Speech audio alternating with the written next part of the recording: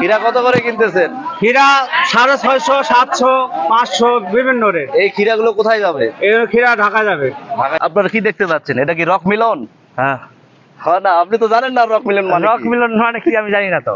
আপনি জানেন না? না। এটার নাম কি আপনি বলেন? এটার নাম আমরা ক্ষীরা বলি, ক্ষীরা। হ্যাঁ, আমরা যেখানে যে নওগাঁ জেলায় বসবাস করেন, হ্যাঁ। আপনি কি জানেন যে নওগাঁ নামে এই পাশে আসো। আমাদের একটা সবজি জাতের নাম আছে?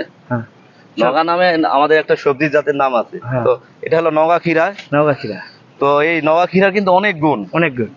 আপনারা দর্শক আপনারা দেখতে পাচ্ছেন, দেখেন এখানে এটা কিন্তু আসলে বীজ হিসাবে উনি রেখেছেন, এগুলো বীজ হিসাবে। প্রথমে হ্যাঁ। দেখে আমি কিন্তু রক মিলন মনে করছিলাম, হ্যাঁ। আসলে কিন্তু এটা রক মিলন না। হ্যাঁ, এটা কিন্তু রক মিলন মনে করে আমি ভুল করছিলাম, কিন্তু আসলে রক মিলন না, এটা হলো নওগাঁ ক্ষীরাই। তো এই ক্ষীরা চাষ পদ্ধতি খুবই সহজ এবং এতে অনেক প্রফিট। হ্যাঁ এই ক্ষীরা চাষ খুবই সহজ, এতে রোগবালাই খুবই কম এবং খুবই কম আক্রমণ হয় এবং খুব অল্প জীবনকাল। আন্তঃফসল হিসাবে আপনি কি এই জমিতে কি ছিল আপনার প্রথমে? প্রথমে আমি ওই যে আলু করছি ফসল।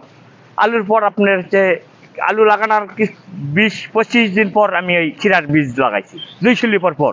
আচ্ছা, আপনার এই জমিতে আলু ছিল, আলুর মাঝখানে আপনি এই ক্ষীরার বীজ দিয়েছেন। ক্ষীরার বীজ দিয়েছি। তার 1 মাস পরে আলু উঠে গিয়েছে, হ্যাঁ তখন এটা ফলন শুরু হয়েছে। ফলন শুরু হয়েছে। হ্যাঁ তাহলে এটা সাথী ফসল হিসাবে ইনি এই ক্ষীরা চাষ করেছেন। হ্যাঁ। ইনি আলুর 2 শুলি পর পরে এই ক্ষীরা বীজ দিয়েছিলেন।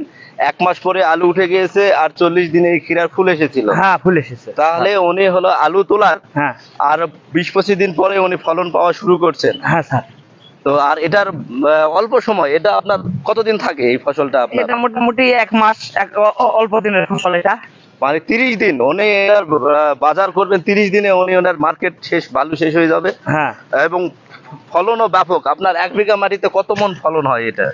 মোটামুটি 150 থেকে 200। 150 থেকে 200 মন। 200 মন। হ্যাঁ ভিউয়ার্স, এটা 150 থেকে 200 মন পর্যন্ত 1 বিঘায় ফলন হয়ে থাকে। হ্যাঁ তো আমি যদি ধরি মাঝামাঝি বা 100 মন বা 120 মন যদি ধরি, হ্যাঁ। বাজার মূল্য কেমন এটা থেকে? বাজার মূল্য মোটামুটি আমি 2000 প্রথমে। প্রথম বাজার 2000 হ্যাঁ, টাকা মন। 2000। তারপরে কিছু পরে বাজার একটু আমদানি হলো, কমে গেল, মানে 1000 আসলো, 1000। তারপরে 2000 থেকে 1500, 1500, 1000, 800। এখন কত বাজার? এখন মোটামুটি আজকে বাজার মোটামুটি 600, 500। সর্বশেষ কততে নামে বাজার? সর্বশেষ নামবে মোটামুটি 200 লাগে। 200 লাগে। হ্যাঁ। তাহলে এভারেজ যদি আমরা দেখি যে 2000 থেকে এর বাজার মূল্য 2000 থেকে শুরু হয়, 200-100 করে কমতে কমতে শেষে 200-300 তে মানে শেষ হয়ে যায়। এবং হ্যাঁ। সেটা 1 মাসের মধ্যে, 1 মাসের মধ্যেই। খুব দ্রুত। হ্যাঁ দ্রুত। আর প্রতিদিন যখন আপনি ফল ওঠাবেন 1 বিঘা জমি থেকে, প্রতিদিন তো তুলতে হয়। প্রতিদিন কি পরিমাণ ফসল? না হলে 1 বিঘা মাটিতে না হলো তো নিম্নত 10 মণ উঠবে। 10 মণ। 10 মণ নিম্নত। নিম্নত 10 মণ। নিম্নত। প্রত্যেকদিন মানে 5 থেকে 10 মণ উনি এটা বাজারজাত করতে পারবেন এবং হ্যাঁ। প্রতিদিনই করতে হবে। প্রতিদিন করতে হয় না, একদিন পর। একদিন পর। একদিন পর। আচ্ছা, একদিন পরে উনি বাজারজাত করবেন। তাহলে এভারেজ ক্যালকুলেশন করলে আমরা কি পাচ্ছি? এভারেজ ক্যালকুলেশন করলে আমরা পাচ্ছি ওনার ফলন যদি আমি 200 না 100 মণও ধরে থাকি, তাহলে 500 টাকা যদি আমি বাজার মূল্য ধরে থাকি, তাহলে 1 মাসে আপনার প্রফিট 50,000 টাকা। 50,000 টাকা সম্ভব? হ্যাঁ হ্যাঁ স্যার। না বেশি? না 50,000 টাকা আছে। 50,000 টাকা 1 মাসে মানে যেভাবে হোক আসবে। আসবে। আর বেশিও আসে নাকি? না বেশি ফলন যার ভালো হয় তার বেশিও আসে। ও আচ্ছা আচ্ছা।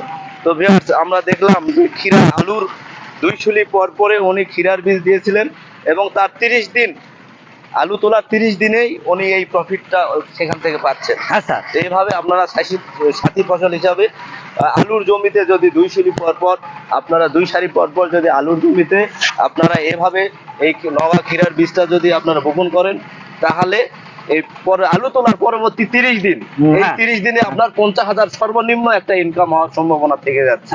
হ্যাঁ। তাহলে আপনাদের এটা কিন্তু করাই যায়। করা যায়। হ্যাঁ সহজ না? সহজ। আর আমি কিছু অ্যাড করে দিতে চাই, এটাতে কিন্তু রোগ বালাই নেই বললেই চলে। এখানে রোগ বলতে শুধু ডাউনি মিলডিউ নামে একটা রোগের আক্রমণ হয়, ছত্রাকজনিত রোগ, ডাউনি মিলডিউ। আর পোকা হিসাবে আপনার থাকে জাপ পোকা, লাগে না? হ্যাঁ জাপ পোকা লাগে। জাপ পোকা আর থ্রিপস, এই দুটো পোকার আক্রমণ হয়ে থাকে। সেটার ক্ষেত্রে হালকা কীটনাশক থায়োমেথক্সাম অথবা আপনার ডাইমোথয়েড অথবা ইমিডাক্লোরোফিট, এই যে কোনো একটা গ্রুপে 15 দিন পর পর স্প্রে করলে একেবারে আর কিছুই পরিচর্যা তেমন করতে হয় না। না, সার ব্যবস্থাপনাও তো তেমন নাই, না, আলু স্যার। সারে হয়ে যায়, আলু সারে হয়ে যায়, সামান্য সামান্য লাগে, সামান্য সামান্য দিতে হয়। দিতে হয় স্যার, তাহলে এটা কিন্তু চাষ পদ্ধতি খুবই সহজ, খুবই সহজ। আমরা কিন্তু সহজে আর একটা বিশেষ করে কথা, অল্প দিনে আমরা মানে বেশ কিছু লাভবান হই। অনলি 30 দিন। অন্য 30 দিন, হ্যাঁ, এই 30 দিনের মধ্যে ব্যবধান।